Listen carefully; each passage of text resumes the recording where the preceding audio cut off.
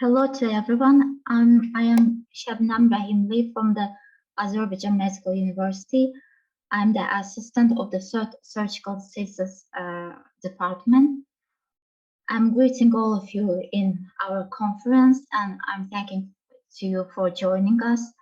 Now we will start our session. Now then, let's begin with David Wortley, Mr. David Wortley from International Society of Digital Medicine, United Kingdom. The topic is digital technologies for healthy aging. Well, thank you very much for inviting me to present to you today. My only regret is that I am not with you in person to be able to see you all face to face, but this topic of my presentation is digital technologies for healthy aging. I'll go through these slides quite quickly. We live in a world where there are many challenges. We're all very aware of most of them. Climate change, some of the problems associated with coronavirus and world conflicts, etc.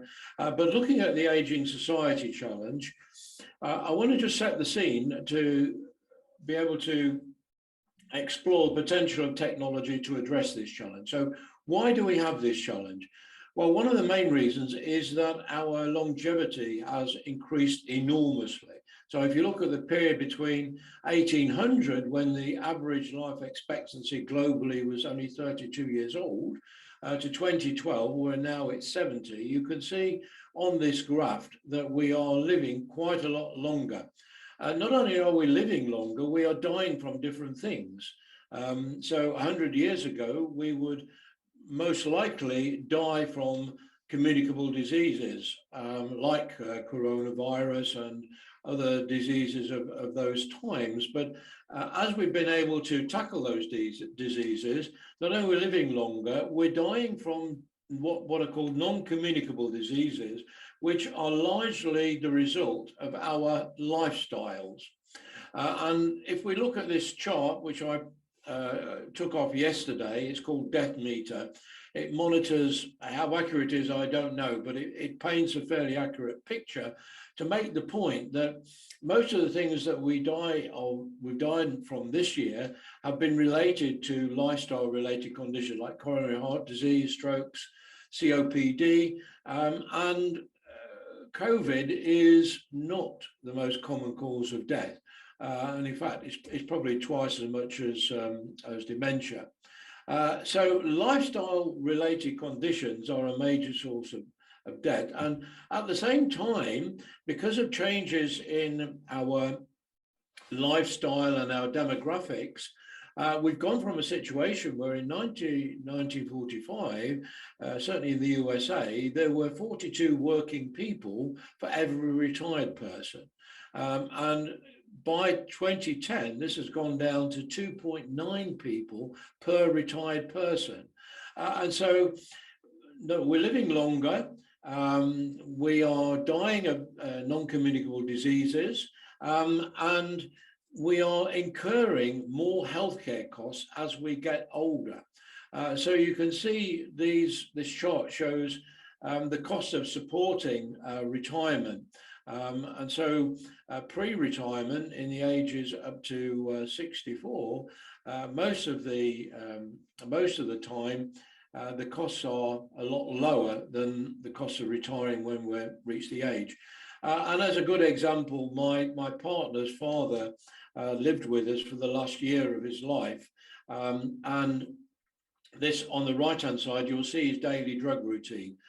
These are the types of drugs that he took every day, not that quantity, but that variety of drugs. And so that had to be administered by my partner.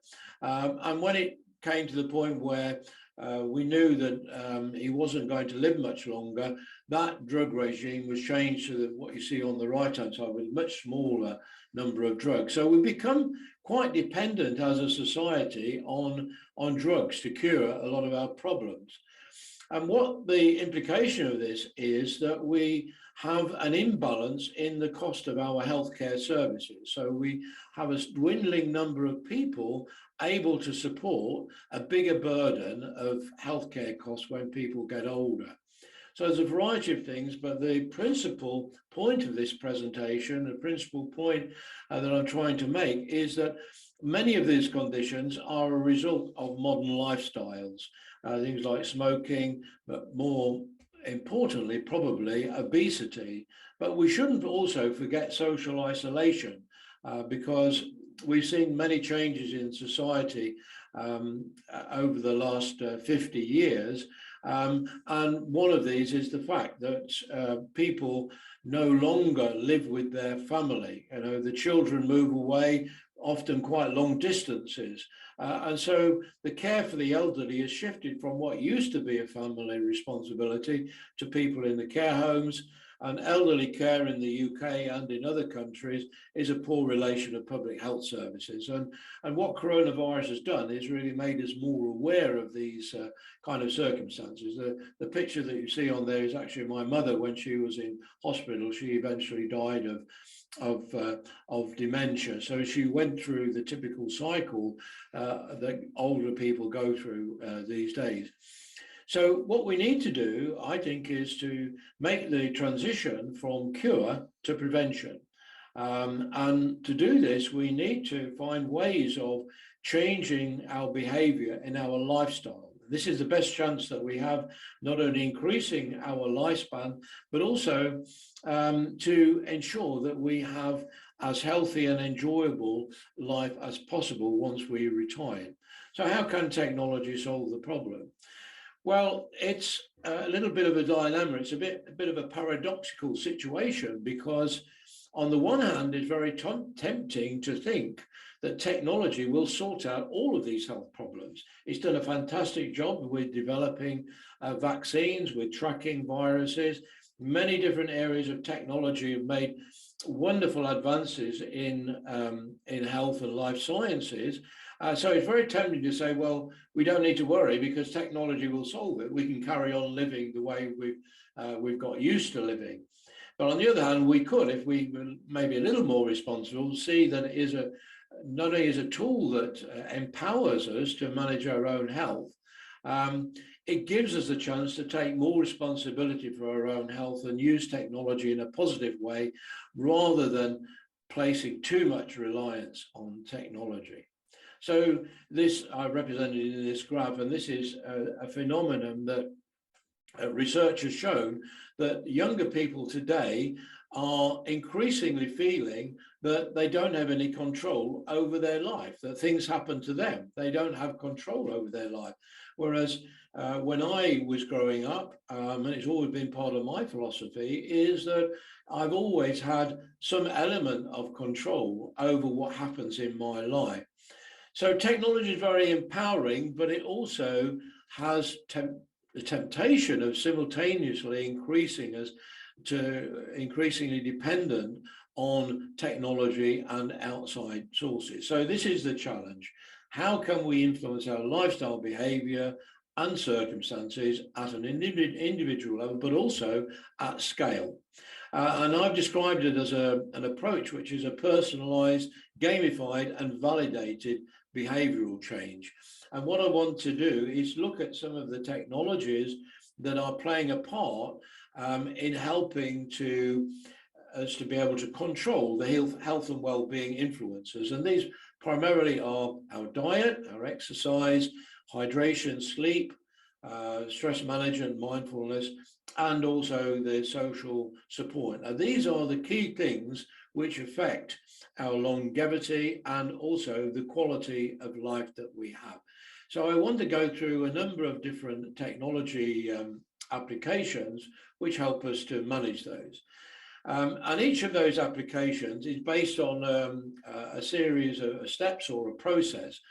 The first thing that we have to do is to measure these influences. So if it's a question of diet, we need to be able to measure our diet. If it's a question of exercise, we need to be able to measure it. And not only that, we need to make it not a one size fits all. We need to create personal benchmarks, because the amount of exercise and the diet and etc., all of these things will vary by individual. And so we need to create these benchmarks, and from these benchmarks set goals which can be achieved. It's no good setting a goal of 20,000 or 10,000 steps if somebody's in a wheelchair or they don't have the mobility to be able to do that. You then need to be able to create the supporting environment, because we all know when it comes to diet, it's not always that easy to stick to a diet. It's the same with all of these factors. And we can provide help with this by providing supporting digital therapies, and of course, encouraging personal responsibility for our own health. This is what it looks like schematically. So the kind of solutions we're talking about are solution technologies which do the diagnostics, provide the benchmarking, and then make the interventions which are personalized, and they're based on preventative healthcare. And around this, it's like an ecosystem. You have a series of partners who can play a role in delivering a range of services which help individuals to be able to improve their own circumstances. So looking, first of all, going through all of these individual factors one by one. So looking at diet technologies, well, I spent a little bit more time on diet technologies because I've been managing my own personal health with a range of applications for now 9 years. And the one thing that I did discover is that diet is probably the most important factor, followed by exercise. So I started on this regime some 9 years ago, and the first device that I used was called a Jawbone Fitbit. The Jawbone Up. And Fitbit has the same kind of application tools. It encourages and it tracks our exercise, it records our sleep, and it also allows us to record our food intake and offer sections. So these are some of the screens from my own Fitbit application.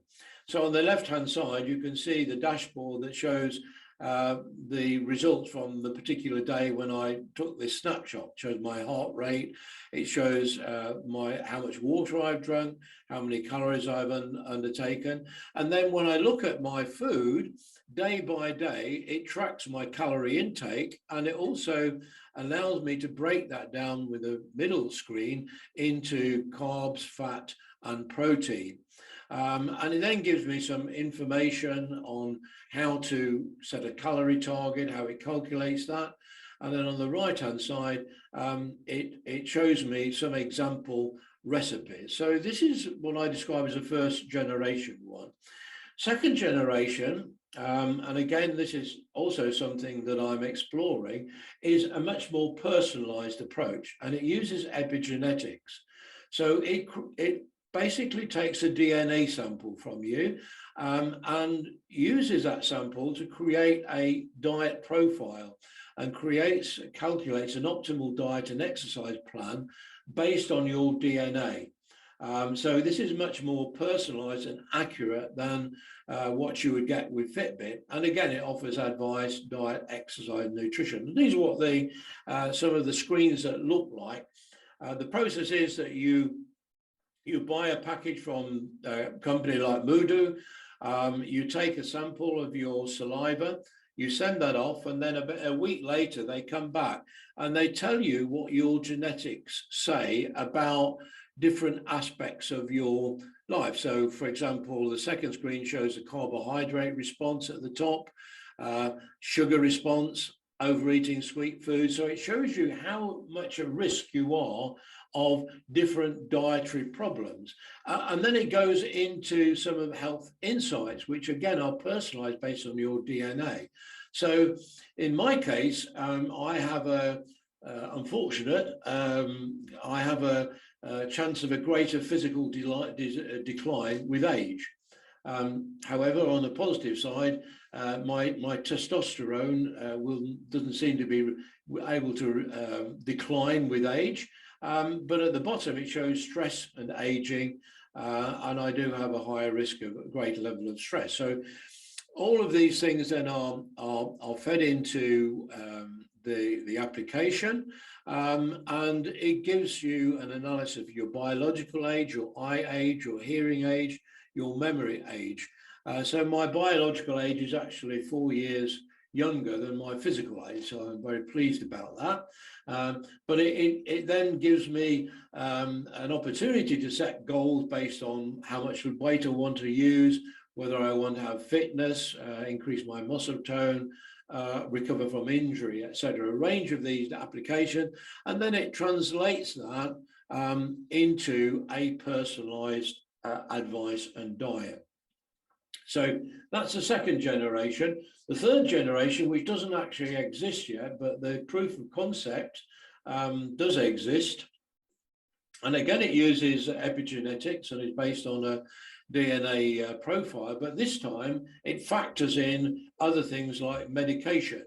And it provides you real-time personal advice at the time, probably when you need it most, when you're shopping. So this is the idea. This is a profile of a character called Albert. This is his problem. He's got high cholesterol, asthma, high blood pressure, atrial fibrillation, and gout. He takes these drugs. And what this application does or will do is to look at the kind of side effects he might expect and give him alerts when he should call his GP, and also enable him to have a personalized diet. So this is the proof of concept, and it's called Precision Life Diet Advisor. So it creates this personal profile and it works out what food products are best for Albert. And then when he goes into his supermarket, so Tesco, for example, and he's going through his shopping basket, he can scan each product and it will tell him whether it's good for him. And if it's not good for him, it might suggest an alternative. And it will tell him the food to avoid. So I think this is where things are going when it comes to technology being used for personalized food advice. So that's to summarize diet and nutrition. We're moving in this direction where with AI, machine learning, DNA, a whole range of other things, plus biometrics from wearable devices, all of these things will perhaps link into this ecosystem where if you're using some of these food delivery services that are available and advertised on television, you may even be able to get personalized food delivered to you that is actually good and healthy for you. So now moving on to exercise technologies, going through these very quickly. This is the Jawbone Up application that I mentioned that I first started out. And so this tells me on the left-hand side, 54% was my sleep, 113% I did have 10,000 steps, and it gives me a ranking for the kind of food that I eat. So these are three different types of applications. These are not all Jawbone. These are three different devices that show a dashboard in different ways. And just to show you that it did work for me, this is what I used to look like some 20 years ago. That's what I looked like 10 years ago. That's what I looked like 9 years ago. And this is when somebody told me that they were worried about me because I was getting fat. And so I decided to gamify my own health and try and use technology to make a difference. And within 3 or 4 months, I lost 21 kilos. So you can see that you can make substantial improvements both in physical and mental health. And here's an example of some of the technologies. These are technology which I use for actually rehabilitation. You stand in front of your television set or a monitor and you do exercises trying to, in a gamified environment. This is one that I use, which uses virtual reality. So you can create your own virtual rise, put on a virtual reality headset and have a little exercise bike. You don't even need a bike. You can just use a controller and you can cycle through some beautiful countryside. And this is a little video to show me using this exercise. So I'm just starting it now. It's a little short clip, so there we are. Now I'm in the environment and I'm cycling through. It's actually Yosemite in the USA, but I could create my own personalized tour, which is done by choosing the locations in Google Street View.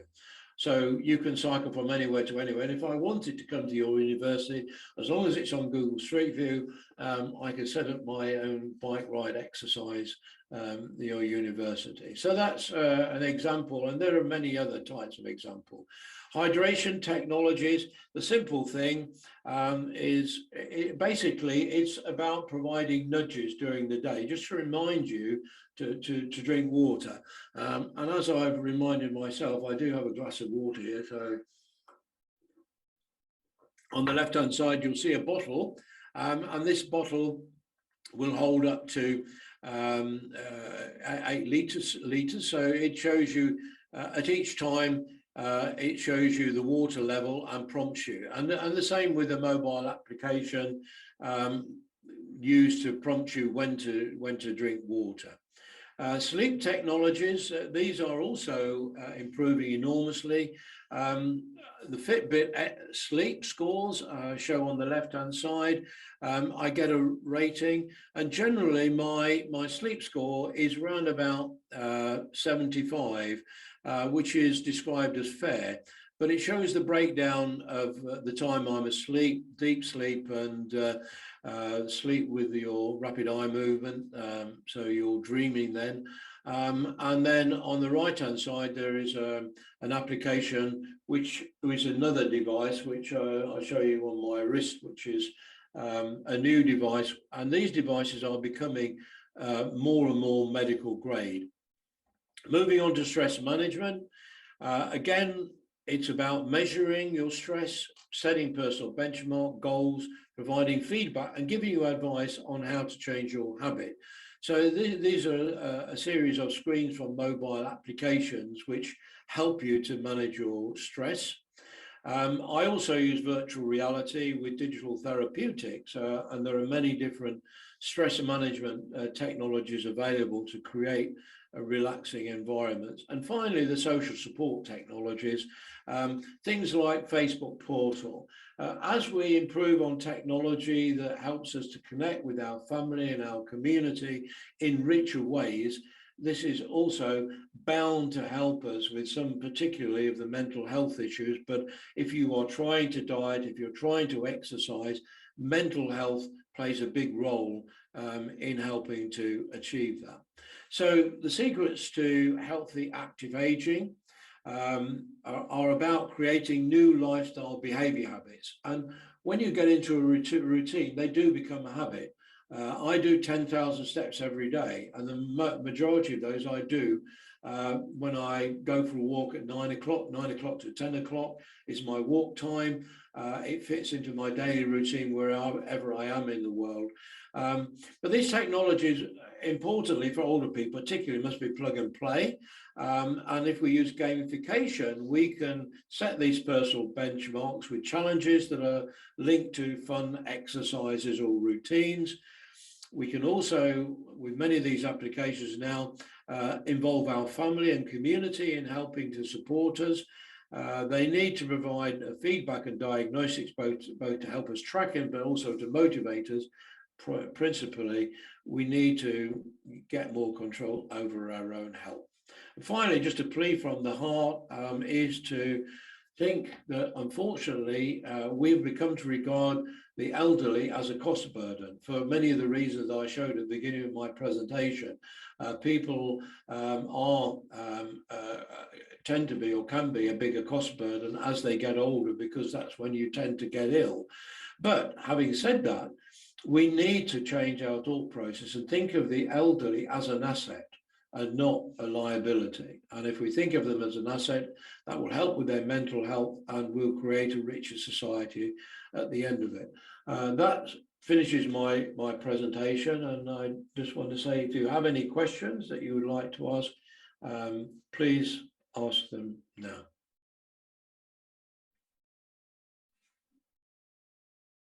I will end my presentation. No one has a question. We will thank you. It was very interesting presentation. I wish all my relatives, people close to me, elderly people, would act like you and have the habits like you. You're a very positive person, and your transformation was really great. Thank you for your presentation. Thank you that you joined us. Okay, goodbye. Thank you. Thank you. Thank you very much for your comments. Anyone else got any other questions?